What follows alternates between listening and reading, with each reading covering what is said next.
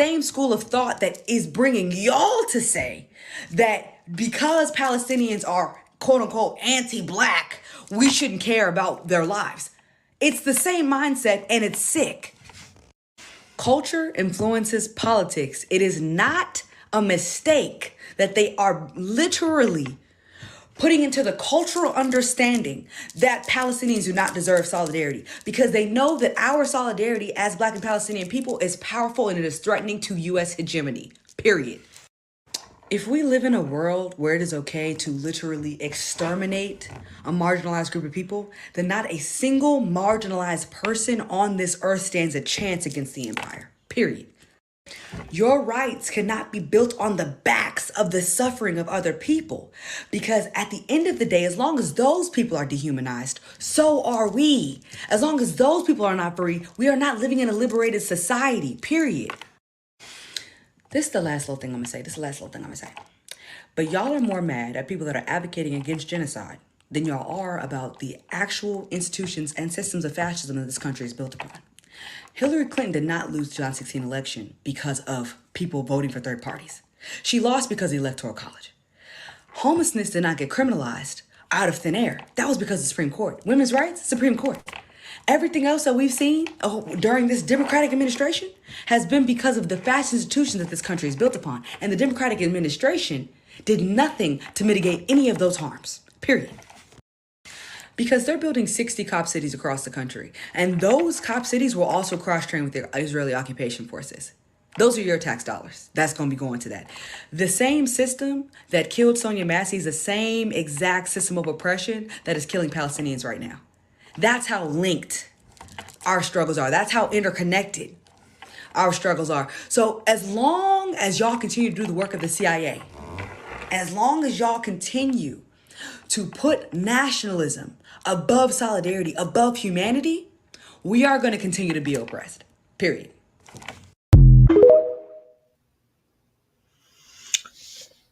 Wow.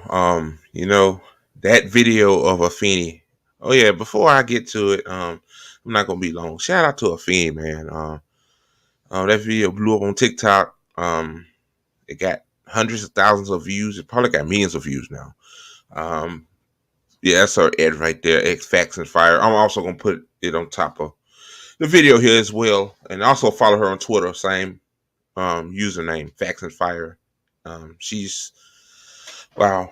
I miss Feeney in this space, man. She used to be in this space, but she had a a higher calling of being on the ground. Ty Peasant right. Everybody has a place in this movement, and I mean, we still get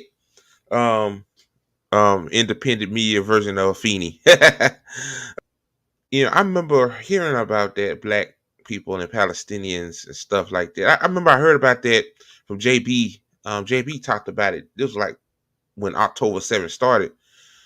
Yeah, man. Some guy, I guess, commented on his in his TikTok saying that these Palestinians in Chicago at this apartment, they're not some random commenter said they're not nice to Black people. And I'm like, so wow. So we shouldn't have solidarity with the people that are getting their heads blown off right at this fucking second. We shouldn't have solidarity with people that are going to be mentally scarred for life. Like even the little children will be mentally scarred. Like we gotta take in account of that, people. By the way, our Palestinian brothers and sisters, that's in Gaza, they'll just say that, they're going to be, it's going to be a long ride if, assuming permanent ceasefire and, liberation for Palestinians. Black folks could say the same thing for white folk. Let's say a genocide happening to some white folks in overseas somewhere, let's say in Sweden or something like that, or Ireland or whatever, Norway. And, and Black folk could say, let's not have solidarity with those people. Forget those people. Some of those people contributed to our Black people's suppression. You can't feel like that. You can't feel like that. Yes, racism is a thing. Fascism is a thing. We get that, but again, again, you can't let a few, a few. I hate to use that phrase. Let's just say a few people. And nobody's perfect. I'm not saying that. What I'm saying is that you got to be on high ground, man. A lot of those people in Gaza, they're good people, man. They don't deserve this. And also, too, somebody gonna tell me this is the last thing. I could talk about this topic all day. And somebody told me that, Andre, I see you talk about Palestinians more than you talk about black folks' issues. Well, first of all, Janet Jackass, um, I always talk about reparations. Did you see my series of tweets about black people should get land reparations on top of money reparations, sucker? like, yeah, I do talk about black reparations. And second of all, too, I love everybody, man. I'm not this pro-militant black guy that's just I love only black people. I love everybody, man. I love all nationality, ethnicities. Apparently this guy doesn't. He must be one of those pro-black militant motherfuckers. So yeah, y'all. That was a Feeny. She's a badass at this space, man. Feeny could do everything. She could be in independent media and she'd be on the ground, you know, but she's right. We got to be on the ground more. I need to start doing that. Me and Ty Peasant need to link up one day and to be on the ground and just talk to people, talk to regular working class people, like and stuff like this. So yeah, y'all. The ATP nigga, we're going places. We're gonna be on the ground too. We just ain't gonna be. I ain't gonna be sitting my big ass down, sitting behind a mic all day. I talk about the left need to come together. That's one part of coming together. We need to start educating the masses. Okay, guys. Okay, y'all. I'm finna talk about Oh yeah, I didn't get my introduction. Holy shit. Welcome to the Andre the Man Show. I'm your host, Andre Morton. Andre the Man Show is exclusively on the ATP Network. You can catch the ATP Network on YouTube and Rumble. And also on Twitter, we have an official ATP Network account. Follow us here on the ATP Network on Twitter. It's right on on the ticker below. The handle is at ATP Network 247. Again, it's at ATP Network 247. And also too, you know, our publicist K, he's going through financial difficulties. K, he don't need to be on camera. He does all the work behind the scenes. So, me, him, and Ty Peasant, as right now, we holding it down for you guys. Follow, and donate to K via Cash App. It's $ capital IBARA 11.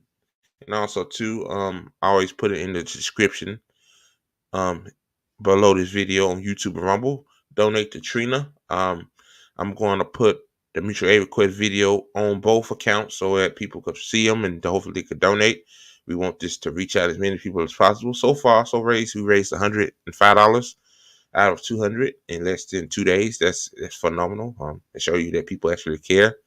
When you have negative thoughts that tell you that people don't care, a lot of people are skeptical of mutual aid and stuff, and I get that. I get it. Money hard to come by. Your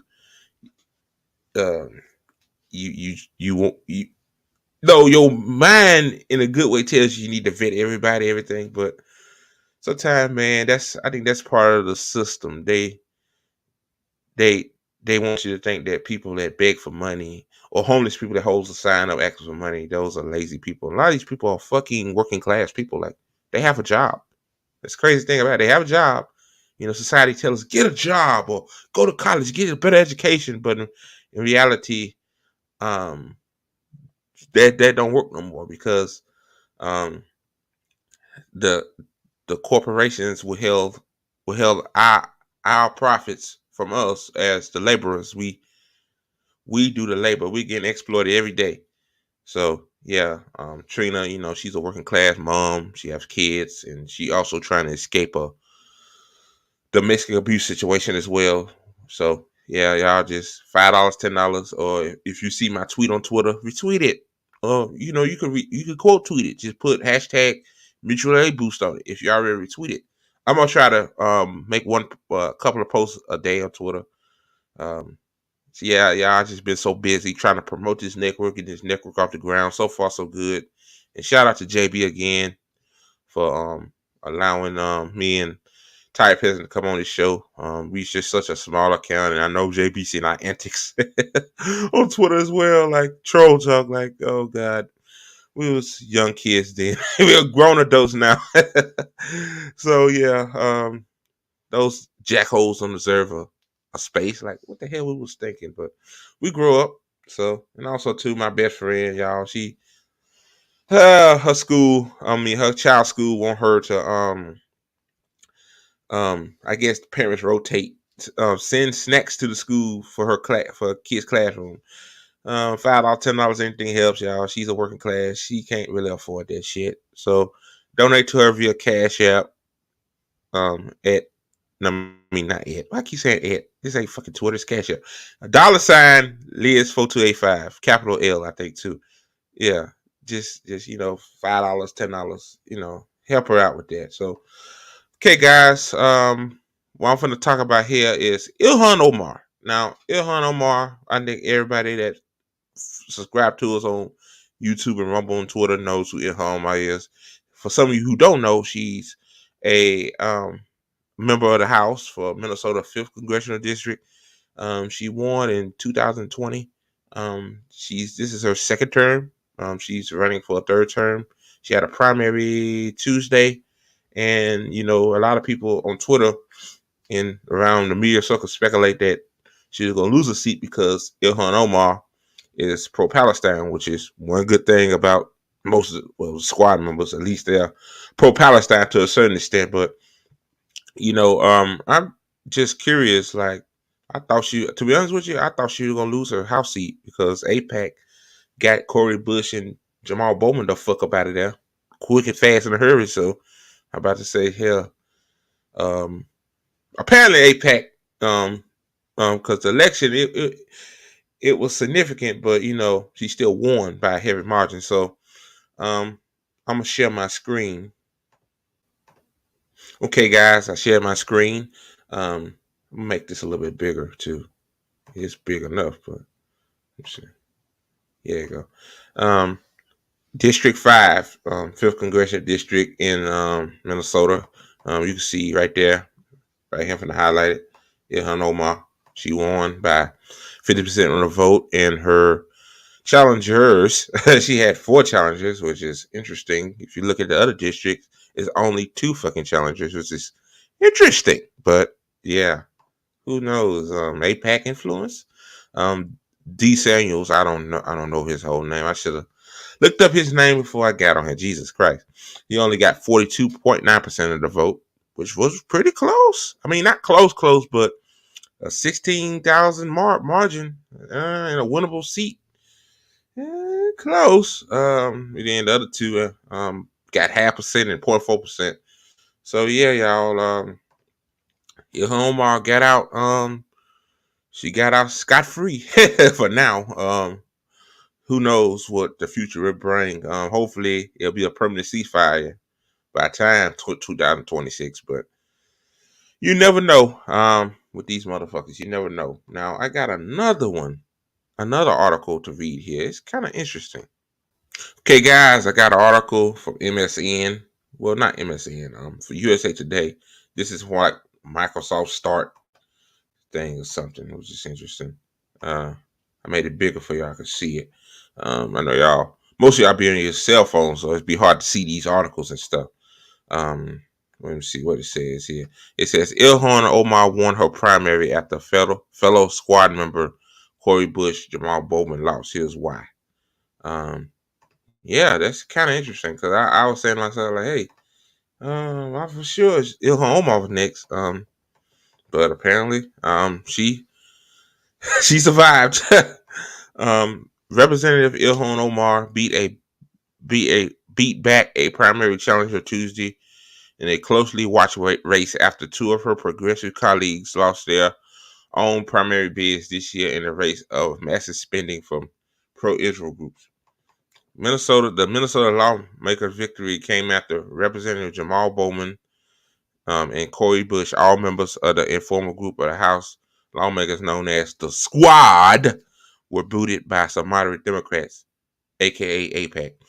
Each has been a vocal critic of Israel's actions in Gaza as the Israel-Hamas war rages on, but Omar entered Tuesday's race on firmer footing than her fellow lawmakers. One major factor, United Democracy Project, a super PAC which ties to AIPAC, invested almost $24 million against Bush and Bowman, which helped make them the only House Democrats to lose their 2024 primary election so far. Continue reading. Israel and the war in Gaza has defied race after race this year as the Democratic Party splits over how to address the conflict. Which, you know what, that's sad right there.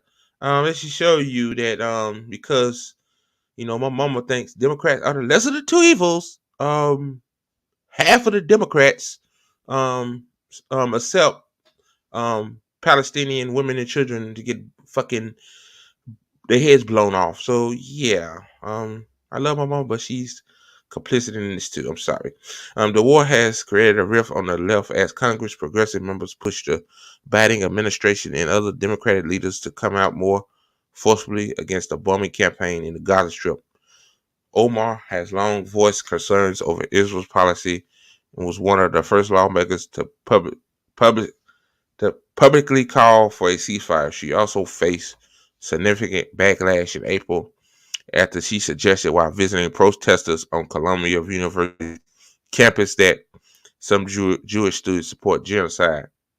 Okay, they did.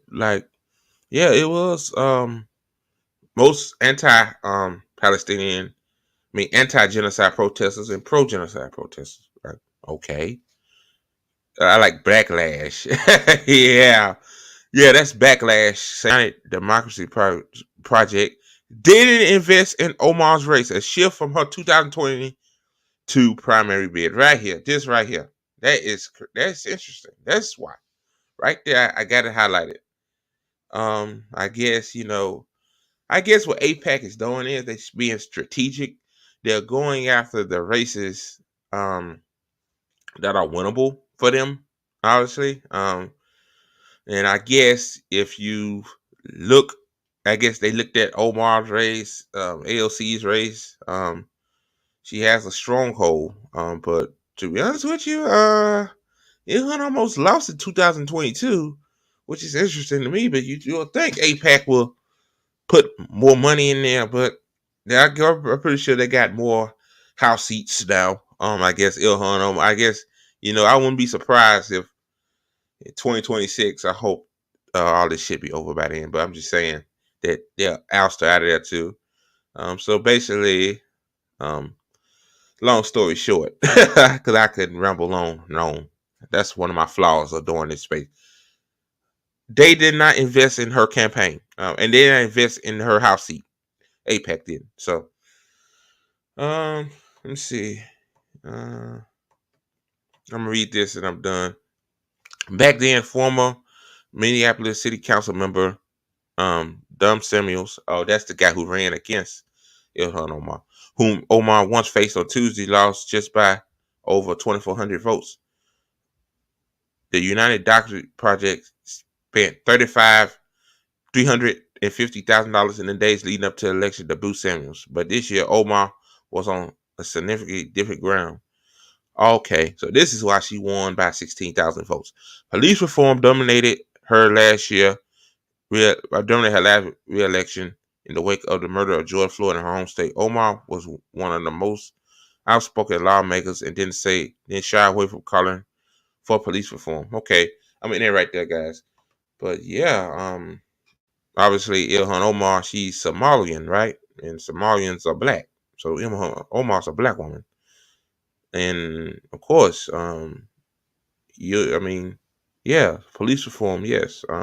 Fuck police reform. We need police abolition, but Hey, see, it shows you if you have some sort of fight in you, um, things will win. Just saying. So yeah, so AIPAC didn't really fuck with ILHAN's Omar campaign like that.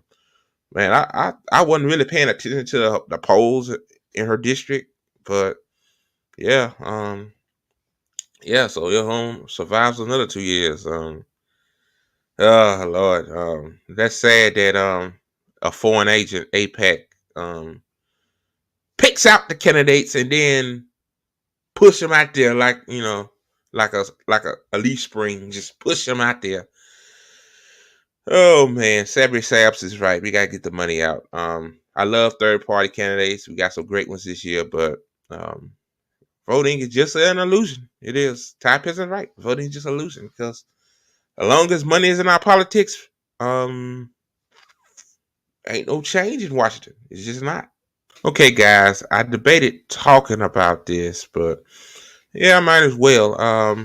For some of you that was hiding under a rock, for like last couple of days, Elon Musk, the owner of Twitter / X, X.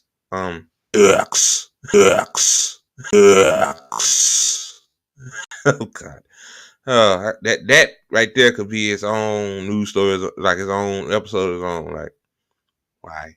But anyway, Elon Musk interviewed Donald Trump, I think via Spaces, Twitter Spaces, or something like that. Yeah, Twitter Spaces.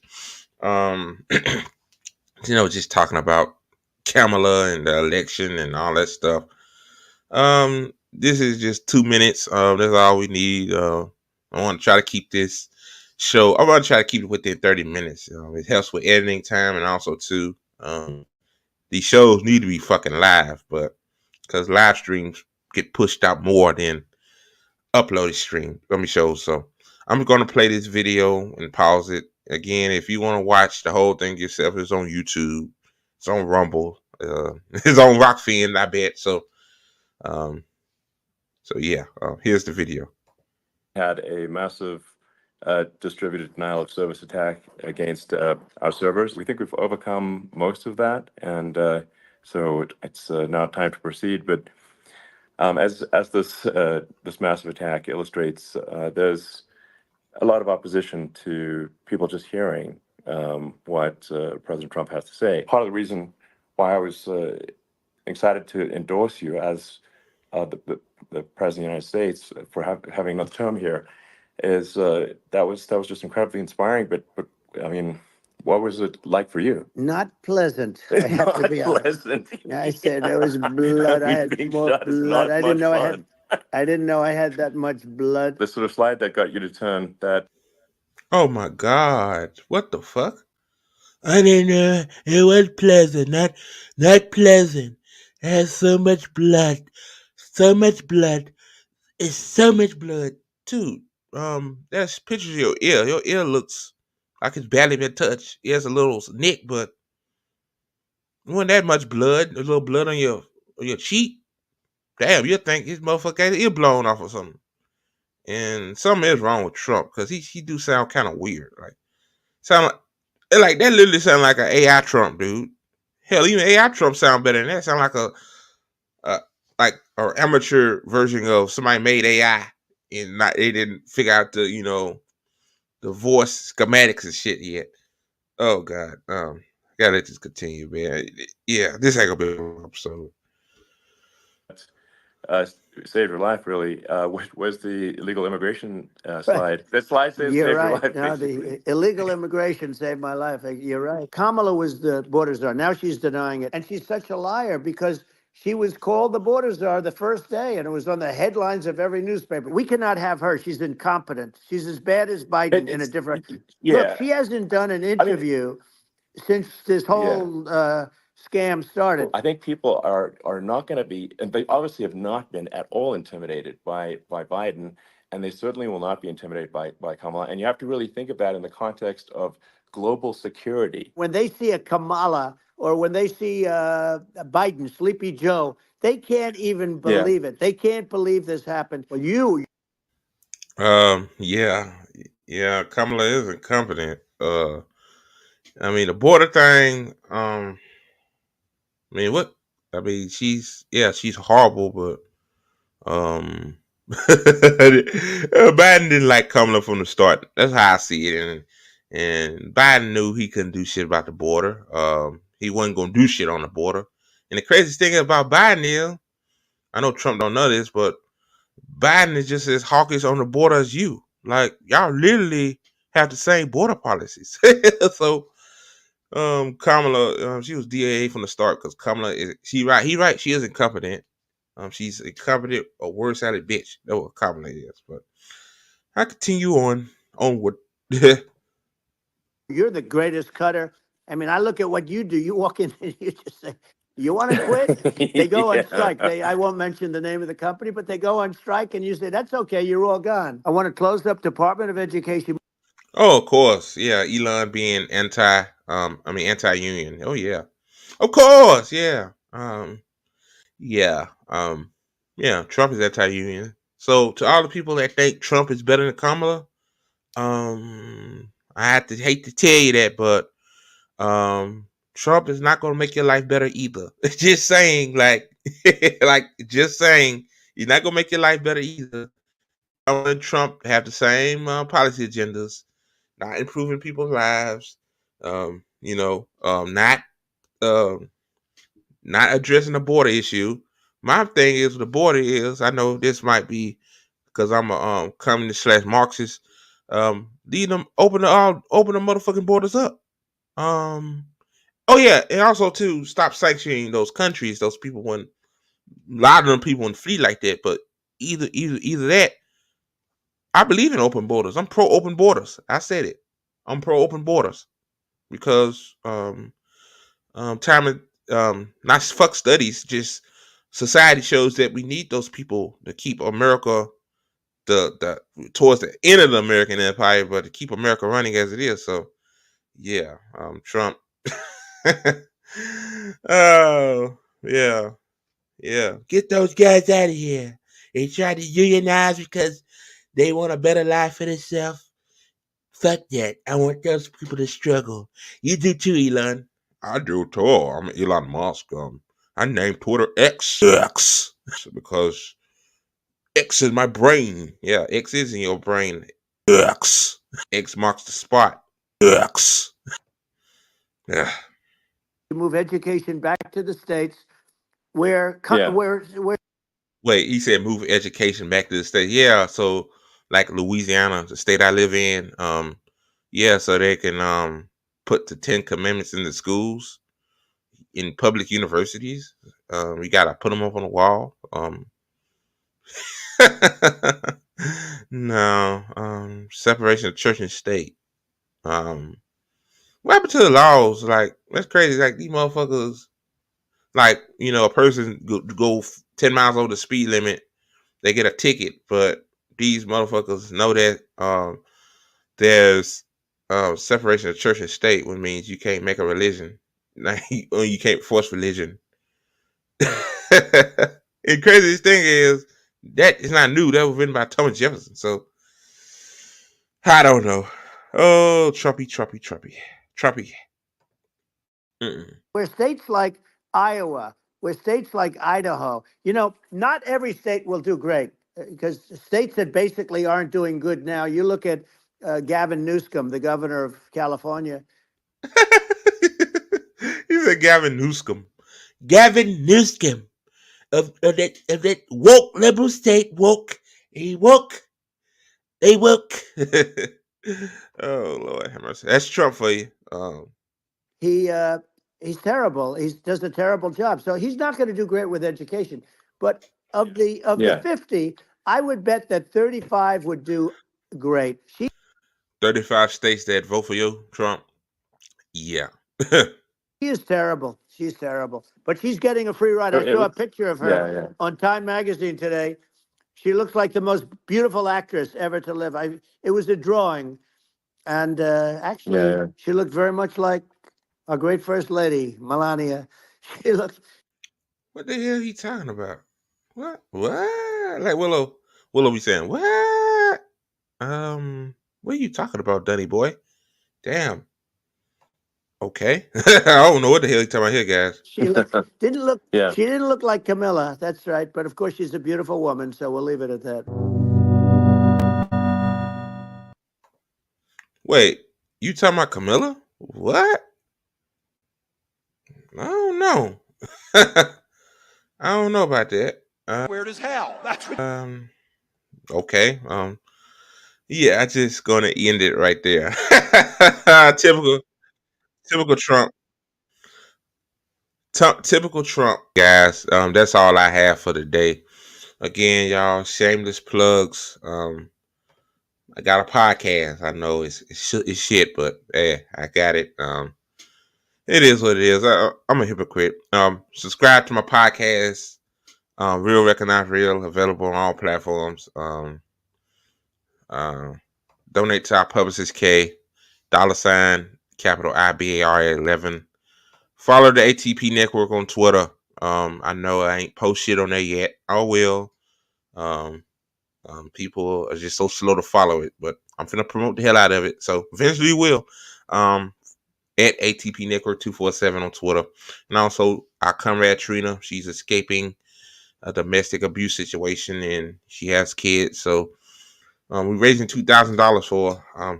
We're at 100 right now. Thank you guys for that. Link in the description below this video. And you know, I appreciate all you guys putting up with my shit. I know I could be obnoxious on Twitter. I know I could be annoying, weird, distant. But you know, every day is just a stepping stone to being better. I want to be happy all the time. I want to be in group chats again. I just don't want to be in group chats. I just don't feel like talking to nobody sometimes. But I get better. Okay, guys, that's the end of Andre the Man Show. I'm your host, Andre Morton, signing out. Have a good one. And also, too,